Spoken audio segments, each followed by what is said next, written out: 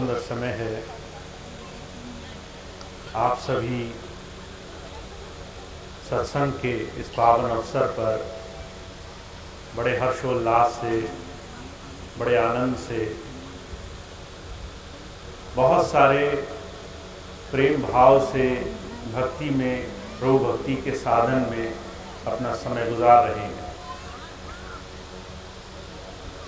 हमारे जीवन में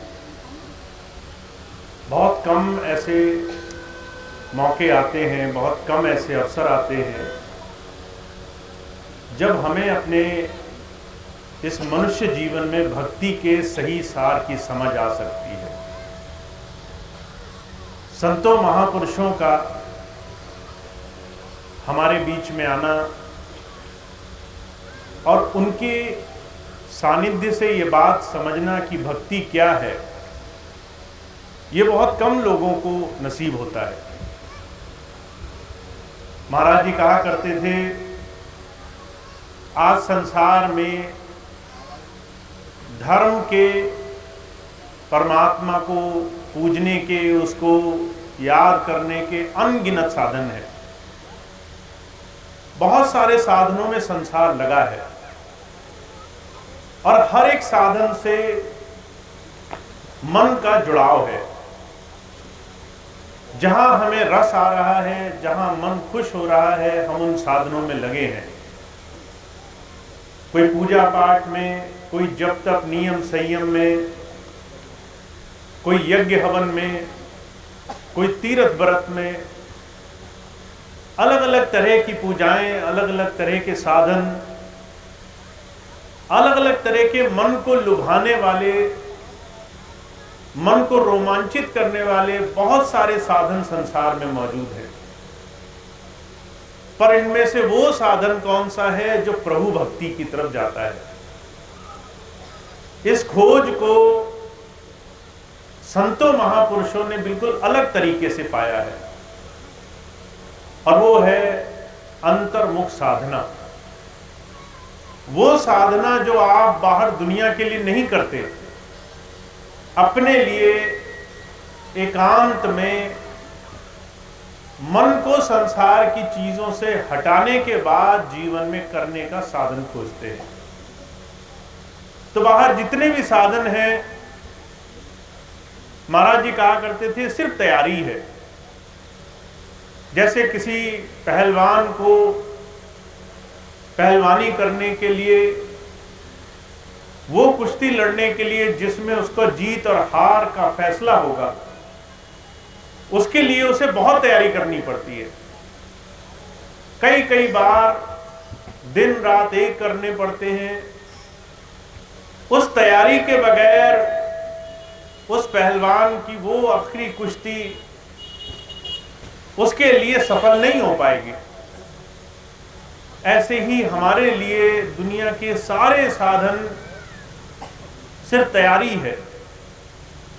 जैसे स्कूल में कोई बच्चा हम भेज देते हैं, उसके साल में एक बार वो परीक्षा जिससे वो अगले क्लास में जाने योग्य बनेगा, उस एक परीक्षा के लिए वो साल भर मेहनत करता है। साल भर की मेहनत का अंतिम परिणाम है उस परीक्षा में पास होना जो आगे ले जाए। अगर साल भर पढ़ाई की जाए और वो परीक्षा हो ही नहीं, तो आप कहेंगे कि साल भर पढ़े का लाभ नहीं मिला, आगे बढ़ने के रास्ते बंद हो गए। ठीक उसी तरह से हमारे सारे साधन तब तक हमारे लिए सफल नहीं होते जब तक हमें वो एक साधन नहीं समझ में आता जिससे हमारा काम बनेगा। और जितने भी संत महापुरुष आप आज की तारीख तक जानते बूझते हैं, जिनको आप समझते हैं, उनके जीवन को जब आप देखेंगे तो उन्होंने अंतर्मुख साधना की बात कही है। अंतर्मुख साधना क्या होती है? वो साधना जो आप संसार के दिखावे के लिए नहीं करते, जो दुनिया के लिए नहीं करते, जो अपने एकांत समय में अपने मन गति के साथ जुड़ने की अवस्था बनाने के लिए करते हैं। तो जो कहा करते थे, सरल जबान में कहा जाए, परमात्मा की भक्ति को मन को साध करके अंदर जोड़ने की क्रिया का नाम है। इस क्रिया को, इस तरीके को जो जितना ज्यादा जीवन में करने का तरीका बना लेगा, उसी का जीवन में सही मायनों में लाभ मिलेगा। कई बार आप देखते होंगे बहुत से ऐसे महापुरुष जो साधना में बैठ करके सारा जीवन साधना करते रहे। हम अलग अलग स्वरूपों के कई बार चित्र देखते हैं जो साधना करते हुए पाए जाते हैं। एक सहज आसन लगा करके, आंखें बंद करके, दुनिया के सारी चीजों से मन हटा करके, आंखें बंद करके किसी चीज के ध्यान में वो लगे हैं। वो ध्यान जो सारी चीजों से, दुनिया के सारे कामों से मन को हटा करके करने का तरीका सीखा जाए, वो ध्यान, वो तरीका हमारे जीवन में कारगर होता है। बड़े बड़े शास्त्र इसी बात को दुनिया के सामने समझाने के लिए रखे गए हैं। महाराज जी कहा करते थे, हम अगर इस बात को समझ जाएं कि हमारे और संसार की सबसे बड़ी शक्ति, परमात्मा की शक्ति के बीच में हमारा ये मन सबसे बड़ा बाधक है। इस मन में आ रहे हजारों लाखों ऐसे तमाम भोग वासनाएं, दुनिया की चीजें, ये हमें भरमाने के लिए जोर लगाती रहती है। और जब तक ये भोग संसार में हमें दुनिया के भोगने में लगे रहेंगे, तब तक हम जिस एक चीज को पाने के लिए बहुत प्रयास करते हैं, वो एक साधन हमें नहीं मिलेगा। अलग अलग महापुरुषों ने इस बात को अलग अलग तरीके से कहा है। कबीर साहब ने कहा है, इंद्रियों के बस मन रहे, मन के बस रहे बुद्ध, कहो ध्यान कैसे लगे जहां ऐसा विरुद्ध। अगर आप मन के पीछे भाग रहे हो और मन भोगों की लालसाओं के पीछे लगा हुआ है, तो ये विरुद्ध हो गया। मन का संसार में भागना, संसार की चीजों में लगे रहना, ये आपके जीवन में आपके लिए प्रभु के जोड़ने के साधन से एकदम विरुद्ध काम हो गया। फिर दूसरी जगह हुजूर ने क्या कहा है, कहा संत मिलन को जाइए तज माया अभिमान, जो जो पग आगे बढ़े 100 यज्ञ समान। कहते अगर आप किसी महापुरुष के पास जा रहे हो और मन में वासनाएं हैं, भोगों को वासना की तरह से कहा गया है, लालसा जितनी भी संसार की होती है, हमें ये होता है कि हमारा बड़ा घर बन जाए, मन में ये विचार आया कि हमारे को बड़ी गाड़ी चाहिए, हम सब लोग समृद्धि की तरफ चल सकें, ये मन की लालसाएं। कहते अगर आप ये लेकर के किसी पूज्य स्थल पर जा रहे हो, तो आप वहां जाकर के भी इन्हीं भोगों के इर्द गिर्द घूमते रहोगे। हमेशा यही विचार रहेगा, कब क्या मांग लूं, कब क्या मिल जाए, कब क्या चीज प्राप्त हो जाए। तो वो कहते हैं अगर आपको ये मौका मिल ही गया है, आपको ये बात समझ में आ ही गई है कि आपको जीवन में कुछ समय प्रभु भक्ति में, ध्यान साधना में, भगवत भक्ति में देना है, तो पहले इस मन से जो भी कुछ आपके अंदर हो रहा है, कहते हैं उसको तज करके जाना पड़ेगा, उसको छोड़ करके एक बार जाकर देखो। जब किसी ऐसे पूज्य स्थल पर जाओ, किसी संत महापुरुष के पास जाओ, किसी ऐसे स्थान जाओ जहां पर आप भक्ति की आशा लेकर गए हो, तो कहते हैं इस मन से जो कुछ चाहते हो उसको एक बार छोड़ कर जाओ। जो कुछ भी संसार की वस्तुएं, आपकी इच्छाएं हैं, उनको एक बार किनारे करके जाओ। तो जो कहते हैं जब आप संसार की चीजें मांगने के लिए नहीं जाते, तो उस प्रभु की कृपा से आपको दुनिया में वो सब प्राप्त होता है जिसकी आपने आशा भी नहीं की होती, जिसकी आप कल्पना मात्र भी नहीं कर सकते हैं। जब हम संसार के तमाम साधनों से आगे की किसी वस्तु की तरफ, किसी ऐसी इस महान वस्तु की तरफ जुड़ने के लिए किसी संत के पास बैठ करके थोड़ा सा जीवन में विवेक, थोड़ा सा अपने जीवन में ज्ञान बढ़ाने की कोशिश करते हैं, तब भक्ति की शुरुआत होती है। तो हमारे स्वामी जी महाराज एक ही बात कहा करते थे, किसी भी महापुरुष के पास जाने का आपका एक ही आशय है, आपको ज्ञान प्राप्त हो, आपके मन में जो संसार की चीजों की कीमत है उससे बड़ी चीज आपको प्राप्त होने की समझ आए, आपको ये बात अभी पता चले कि आपको जीवन में पाना क्या है। कई बार इस बात को समझने में बहुत लंबा समय लग जाता है। महाराज जी कहा करते थे, एक बार सिकंदर, जिसके सारे जीवन में एक ही लालसा थी कि मैं इस संसार का राजा बनूं, विश्व विजयी बनूं, कोई भी ऐसी जगह न रहे जहां पर मेरा राज न काम करता हो। कितनी बड़ी लालसा हुई। हमारे मन में कई बार ये विचार आता है कि घर में सब लोग मेरी बात मान लें, और जब हम ये मन में छोटा सा विचार लाते हैं तो हम कई बार ये आशा रखते हैं कि अगर घर में 10 लोग हैं तो किसी की नहीं, सिर्फ मेरी चले, सिर्फ मेरी बात पूरी हो। सिकंदर के मन में भाव ये था कि सारे संसार में सिर्फ उसकी चले, किसी और के किसी भी मन की जरा सी बात न पूरी होने पाए। ऐसा विश्व विजयी राजा बनने की कामना लेकर के उसने सारे संसार में जो मार काट मचाई, सिर्फ अपने मन के भाव पूरा करने के लिए, उसका इतिहास गवाह है। और जब वो लूटता लूटता हर एक राज्य को तहस नहस करता, हजारों लाखों लोगों को मारता मारता धीरे धीरे भारत के नजदीक पहुंचा, तो उसको एक ऐसा रोग लग गया जिसकी वजह से उसका जीवन और मरण दोनों ही एक सीमा में बंध गया। बड़े बड़े हकीम आए, वैद्य आए, राजा को देखा, कहने लगे आपको बहुत बड़ी बीमारी लगी है, इलाज इसका कुछ नहीं है, और कुछ ही दिनों के आप मेहमान हैं।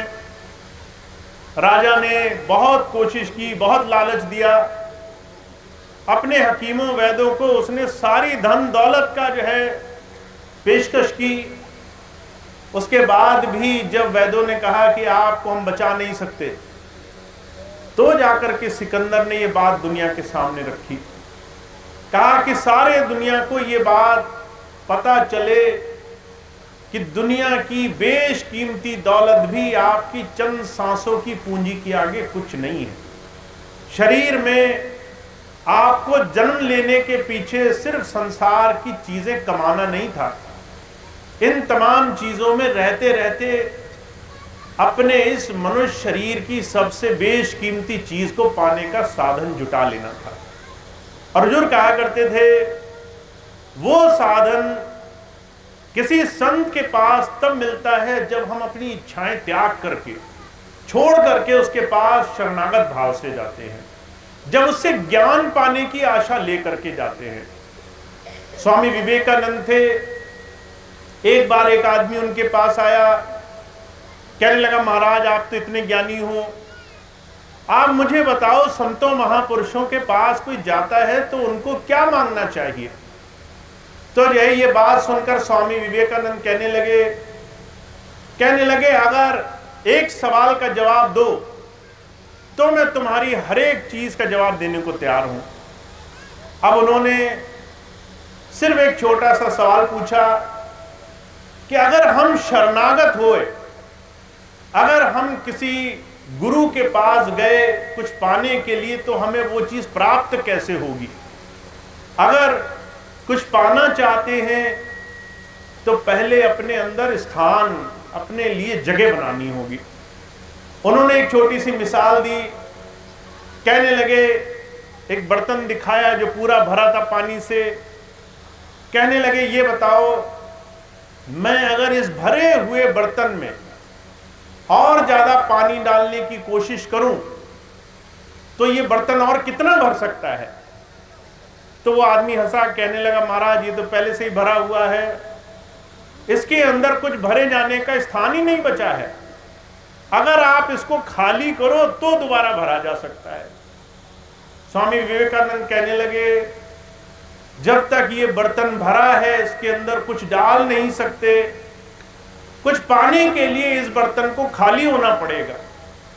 ऐसे ही किसी संत के, गुरु के पास आप जब भी जाते हो आपको खाली हो करके उसके पास जाना पड़ेगा। अगर आप भरे भरे उसके पास गए हो, सब कुछ आप पहले से ही जानते हो, कुछ जानना शेष ही नहीं है, तो उसके पास जाकर के सिर्फ इस मन की, संसार की इच्छाओं की, दुनिया के भोगों की ये तमाम चीजें हम ले करके अपना समय और अपना एक बड़ा सुंदर अवसर सिर्फ बर्बाद करने के इरादे से जाते हैं। तो इसलिए कबीर साहब क्या कहते हैं? कहते हैं आपको संत की शरण, किसी गुरु, किसी महापुरुष की संगत अगर मिल जाए और आपको अगर ये बात समझ में आ जाए कि उसके पास कुछ है जो आप लेना चाहते हो, तो आपको जो आपके मन में है उसे छोड़ करके, शरणागत हो करके, उससे कुछ पाने के इरादे से उसके पास जाना पड़ेगा। इसलिए कबीर साहब क्या कहते हैं? कहते जिन खोजा तिन पाइया गहरे पानी पैठ, मैं मूर्ख डूबन डरा रहे किनारे बैठ। समुंदर में बेशकीमती खजाने हैं, पर उस खजानों को पाने के लिए जो उसकी सतह के ऊपर ऊपर ढूंढता है उसे कुछ भी हाथ नहीं लगता। कहते जिसने डुबकी मारी गहराई तक गया वो खाली हाथ नहीं लौटा। तो जो कहते हैं एक तरीका ये है कि आप स्वयं सोच कर जाओ आपको क्या पाना है, जिसमें आपकी सांसारिक इच्छाएं, दुनिया की बहुत सारी मन की भाव, दुनिया की बहुत सारी चीजों को पाने की कामनाएं हैं। दूसरी चीज, आप शरणागत होकर के मन को खाली करके उसके पास जाओ और उससे ज्ञान पाने की चाहना करो। वो आपको क्या ऐसी चीज देता है, और जब आप इस साधन को समझ गए तो ही आप सही मायनों में हजारों लाखों साधनों में वो एक रास्ता पाने में कामयाब होगे जिससे जीवन सफल होगा। तो जो कहा करते थे सत्संग और संसार में धर्म का असली निचोड़ ये है कि आपको अनगिनत रास्तों में, प्रभु भक्ति के बहुत सारे साधनों में वो रास्ता जानना है जो आपको अंदर तक जोड़ सके, जो आपको उस अनुभूति से जोड़ सके, उस प्रभु ज्ञान से जोड़ सके जो आपको इस शरीर में ही पा लेना है। और वो रास्ता क्या है? अंतर्मुख साधना का तरीका, नाम साधना का तरीका। मैं आपको एक छोटी सी घटना सुनाता हूं। बाबा जयमल सिंह जी महाराज थे, सिख थे। उन्होंने ये बात अपने घर में कहीं सुनी कि जब तक जीवन में प्रभु ज्ञान नहीं हो तब तक जीवन बेकार है, और गुरु ज्ञान किसी पूर्ण गुरु के पास मिलेगा। तो वो जगह जगह जाया करते थे कि कौन ऐसा महापुरुष हो जो मुझे वो ज्ञान दे सकता है। जगह जगह जाते, कोई कुछ भी बड़ी बात कहता तो उससे पूछते थे कि भाई तुम्हें परमात्मा का अनुभव हुआ है? उस परमात्मा का अनुभव क्या मुझे करा सकते हो? और अगर किसी ने कहा हाँ मैं नाम दे सकता हूं तो फौरन नाम ले लिया करते थे। और उन्होंने सैकड़ों जगह नाम लिया होगा, हजारों गुरु बनाए होंगे। किसी के पास जाते, किसी ने कहा मैं गुरु हूं, उससे नाम लेकर के ध्यान साधना करते थे। कुछ दिन ध्यान साधना करने के बाद जब कुछ नहीं मिलता तो हाथ जोड़कर आगे निकल जाते। कहते महाराज जीवन में प्रभु का ज्ञान होना ये लक्ष्य है, सिर्फ जगह जगह नाम लेना लक्ष्य नहीं है। और उन्होंने बहुत सारे गुरु बनाए। आखिरी में थक गए, हार गए, कहने लगे मुझे तो वर्षों हो गए अभी तक ज्ञान नहीं मिला। आगरा में एक जगह बैठे थे, निराश, हताश हुए। तो कुछ 2 लोगों की उन्होंने बात सुनी कि हम आज शाम सत्संग होने वाला है, पन्नी गली में स्वामी जी महाराज सत्संग करेंगे, हम वहां जा रहे हैं। तो बाबा जयमल सिंह जी महाराज पीछे पीछे चल पड़े, कहने लगे सत्संग है, सुनने में कोई हर्ज नहीं है। अब वहां गए, देखा बड़ा साधारण सा व्यक्ति, कोई रंगे कपड़े, कोई तिलक छापे, कोई बड़े बड़े साधन नहीं किए, बहुत आसानी से सबके बीच में बैठ करके आध्यात्म की चर्चा कर रहा है, नाम की चर्चा कर रहा है, अंतरानुभव की बात बता रहा है, और ये कह रहा है कि परमात्मा को देखना, उसका अनुभव करना जीते जी संभव है। जैसे आप एक दूसरे को देख सकते हो, ऐसे परमात्मा का भी अनुभव पाया जा सकता है। और उसको पाने के लिए आपकी साधना पक्की होनी चाहिए। पूरा सत्संग सुना। सत्संग सुनने के बाद बाबा जी ने कहा कि मुझे नाम दिया जाए। नाम जब उन्होंने वहां लिया तो उनकी वो पहली बार समाधि लगी जो उन्होंने आज तक वर्षों की साधना के पास नहीं पाई थी। और वो समाधि ऐसी थी जैसे सरल आसन पे कोई साधना करते वक्त पत्थर की तरह दृढ़ होकर के बैठ जाता है। समाधि ऐसी जिसमें आपको शरीर का, बाहरी दुनिया की किसी भी चीज का होश ना रहे, ऐसी अंदर खुमारी लग जाए। ऐसी खुमारी, ऐसे नाम के साथ जुड़ाव की स्थिति उनकी बनी। और वो उसके बाद फिर किसी और गुरु के पास नहीं गए। तो बाबा जयमल सिंह जी महाराज कहा करते थे नाम गुरु की वो दात है जो आपको आंखें बंद करने के बाद उस प्रभुधारा से जोड़ता है, अंतर उस प्रभुधारा से जोड़ता है। उसके लिए आपको दुनिया के सामने कोई दिखावे नहीं करने पड़ते। आप अपने आप में उस प्रभु से कैसे जुड़ेंगे, ये रास्ता अगर आपने जान लिया और उस रास्ते को जीवन में पाने के लिए आपने अपना जीवन, अपने प्रयास, अपनी कोशिशें की, तो जीवन अंतर से मालो माल हो जाता है।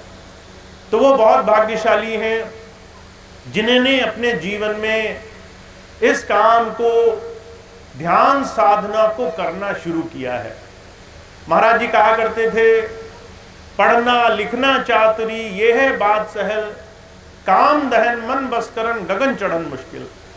कहते आप खूब पढ़ लिख लो, बहुत चीजें समझ लो, बहुत से दुनियावी ज्ञान हो, कहते ये आसान चीज है। पढ़ना लिखना, हजारों पुस्तकें पढ़ना, ये आसान चीज है। मुश्किल क्या है? कहते हैं अपने मन को साधना और अपने मन की वासनाओं के पीछे भागना हमारा छूट जाए। हम हर रोज दुनिया की हर एक चमकदार चीज देख करके उसके पीछे भागते ना घूमे, हमारा मन स्थिर हो जाए। हमें दुनिया की बड़ी कीमती से कीमती चीजें देखने के बाद भी उसमें कोई शौक ना रहे। कहते हैं ये चीज मुश्किल है, गगन चढ़न मुश्किल। कहते हैं आंखें बंद करके आपका ध्यान अंतर उस प्रभुधारा से जुड़े, ये मुश्किल काम है। इस मुश्किल काम को संसार में सिर्फ वही कर पाता है जिसने अपने जीवन में इस तरफ अपना कदम बढ़ाया है। तो आप बहुत भाग्यशाली हैं। बहुत बहुत प्रेम भाव से भगवत भक्ति में ध्यान, पूजा पाठ, जब तक नियम संयम के रास्ते आपके जीवन में खुले हुए हैं। आपके जीवन का एक हिस्सा वो साधना में गुजरता है। चाहे आप पूजा करते हो, चाहे आप व्रत नियम रखते हो, ये सारी चीजें तभी संभव है जब अंदर से उस प्रभु की आपके अंदर एक छोटी सी ज्योत जली हुई है, आपका विश्वास उसके अंदर है। अब इसके आगे का कदम क्या है कि आप अपने जीवन में साधना को जोड़ लें। अगर आपने ये सारे काम करते करते साधना को जोड़ लिया तो आपकी सारी मेहनत सफल हो जाएगी। इस सारी मेहनत का परिणाम आपके जीवन में अंतर से अनुभूति, अंतर से अनुभव के साथ आपको जीवन में प्राप्त होगा। तो मैं सिर्फ इतनी बात आपको कहता हूं, आपको बड़ा सुंदर अवसर मिला है जीवन में हर रोज बहुत सारे कामों के बीच में इस सच्चे साधन को कमाने का, और उसके लिए आपको जो भी मौका मिले उसका आप जीवन में लाभ ज़्यादा से ज़्यादा इस धारा से जुड़ करके जीवन में कमा लो। तो ये स्वामी जी की बात है। वो चाहते हैं हर एक वो व्यक्ति जो प्रभु में आस्था रखता है वो साधना को जीवन में जोड़ ले, साधना के पथ पर लग जाए, ताकि उसको अंतर में उस धारा से जुड़ने का भी आनंद प्राप्त हो। यही बात स्वामी जी समझाते रहे हैं। बहुत से भाई बहन भाग्यशाली हुए, नाम लिया, साधना के पथ पर लगे। बहुत से भाई बहन रोज अपना समय देते हैं साधना में लगने में, और बहुत से भाई बहन आज ऐसे होंगे पहली बार उन्होंने सत्संग सुना, पहली बार सत्संग में आए, पहली बार गुरु चर्चा की इस विषय को उन्होंने अपने जीवन में सुना होगा। तो और आपके जीवन में ये रास्ता फलीभूत हो जाए अगर आप अंतर साधना से भी जुड़कर लाभ कमाने वाले बने। तो इतनी बात कह के मैं अपनी बात समाप्त करता हूँ। आपको अंतर साधना का रास्ता मिले, आपको अंतर उस ध्यान की कमाई का रास्ता जीवन में प्राप्त हो जाए, और ये रास्ता जो आप जीवन में अपने जीवन में अपने आप में कर सकते हैं, उसको आप जितनी जल्दी जीवन में सीख लें, उससे जितना ज़्यादा जुड़ जाएं उतना ज़्यादा आपको लाभ प्राप्त होगा। तो इतनी बात कह के मैं अपनी बात समाप्त करता हूँ। आप सभी को बहुत बहुत धन्यवाद है। आज का ये सत्संग इस गांव में बहुत वर्षों के बाद और बहुत सारे भाई बहनों के प्रयास के बाद लगना संभव हुआ है। आप सब लोग बहुत दूर दूर से आए हैं यहाँ पर, कानपुर के साथ साथ बाहर उन्नाव, बाराबंकी, लखनऊ, कई बाहर से भी बहुत सारे लोग आए हुए हैं। बहुत बहुत धन्यवाद, आपने अपना समय दिया और सत्संग धारा से जुड़ कर के जीवन में इस रास्ते पर लगे हुए हैं। अब एक प्रार्थना होगी, प्रार्थना सभी भाई बहन साथ में थोड़ा सा समय देकर प्रार्थना कर लेंगे, उसके बाद आज का कार्यक्रम समाप्त होगा। कानपुर में चकेरी में स्वामी जी महाराज का आश्रम है, वहाँ मासिक सत्संग हर महीने होता है एक निश्चित दिन को। तो जो भी भाई बहन चकेरी आश्रम जाते हैं और जो भाई बहन नए हैं वहाँ जाना चाहते हैं, वो भाई बहन वहाँ का पता ले लेंगे, वहाँ पहुँचेंगे, ताकि सत्संग का और एक नियम धारा से जुड़ करके उनको इसका लाभ मिले। तो वो सूचना अभी सुशील जी आपको दे देंगे प्रार्थना के साथ साथ, और आगे सत्संग की सूचनाएं, ताकि आप उसका लाभ उठा सकें। तेरे चरणों में मेरे है पिता, मुझे ऐसा दृढ़ विश्वास हो। तेरे चरणों में मेरे है पिता, मुझे ऐसा दृढ़ विश्वास हो। जीवन में मेरे सदा आसरा तेरी दया मेरे की आस हो। जीवन में मेरे सदा आसरा तेरी दया मेरे की आस हो। चढ़ आए कभी जो दुख की घटा, या पाप कर्म की होवे तपन। चढ़ आए कभी जो दुख की घटा, या पाप कर्म की होवे तपन। तेरा नाम रहे मेरे चित्त बसा, तेरी दया मेरे की आस हो। तेरा नाम रहे मेरे चित्त बसा, तेरी दया मेरे की आस हो। तेरे चरणों में मेरे है पिता, मुझे ऐसा दृढ़ विश्वास हो।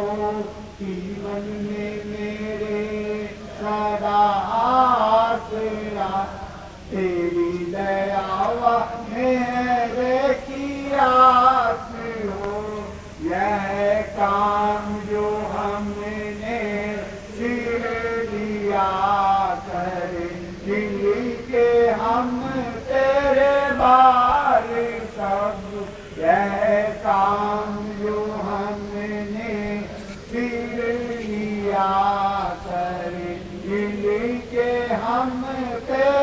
बाल सब तेरा हाथ हम पर रहे बना, तेरी दयावा मेरे की आस